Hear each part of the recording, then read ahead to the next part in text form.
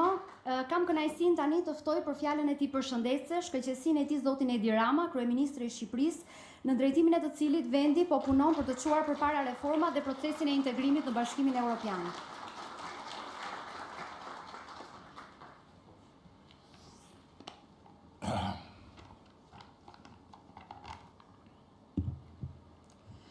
Kryetare, i dashur Silvio, zoti Demo, i dashur zëvendës ambasador i Gjermanisë dhe të tjerë miq të pranishëm, të dashur miq dhe kolegë të bashkive të Shqipërisë, të mbledhur sot këtu në këtë takim i cili lidhet me një projekt që nuk mishëron thjesht një mbështetje financiare, por përbën një investim strategjik të Bashkimit Evropian për të nxitur rritjen e kapaciteteve të bashkive në horizontin e antarësimit të Shqipërisë në Bashkimin Evropian. E tha ambasadori që ky program është një program i cili lidhet me modernizimin e institucioneve tona vendore dhe me mundësinë që përmes tij institucionet të rrisin kapacitetet e tyre njerëzore që janë edhe problemi ynë më impreht i kësaj kohe dhe i kohëve që vinë në rast se nuk fokusohemi me të gjithë forcën sot tek adresimi i tij. Me këtë duhet të them që Bashkimi Evropian edhe antarësimi në familjen evropiane janë një bekim për Shqipërinë. Por nga ana tjetër janë dhe një sfidë e madhe posaçërisht në nivelin vendor, pasi konsolidimi i nivelit të qeverisjes vendore është pjesë e pa ndarë dhe patjetërsueshme e mënyrës së funksionimit dhe për mirë funksionimin e marrëdhënieve mes Bashkimit Evropian dhe një vendi antar. Një pjesë e konsiderueshme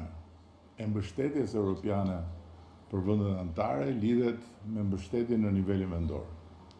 Dhe një sfidë e konsiderueshme për vendet anëtare është që të kenë aftësinë të thithin mbështetjen e Bashkimit Evropian përmes dijes se si ta bëjnë këtë. Dhe në këtë pikë, ky program është kyç. Nuk janë 11 milion eurot e para thjesht si një shumë, por është i gjithë instrumenti dhe mënyra se si është i ndërtuar që duhet t'i bëj të gjitha bashkitë, jo vetëm të interesuara, por edhe plotësisht angazhuara që të kenë akses në këtë instrument. Unë kam besim që me mbështetjen e aktorëve të përfshirë në këtë dhe posaçërisht me mbështetjen e miqve të Gizit që kanë një kontribut të çmuar në ecurinë e pushtetit vendor në Shqipëri, pikërisht sepse përfaqësojnë një burim dije përveç se një mbështetje financiare të shtetit gjerman, por padyshim edhe me angazhimin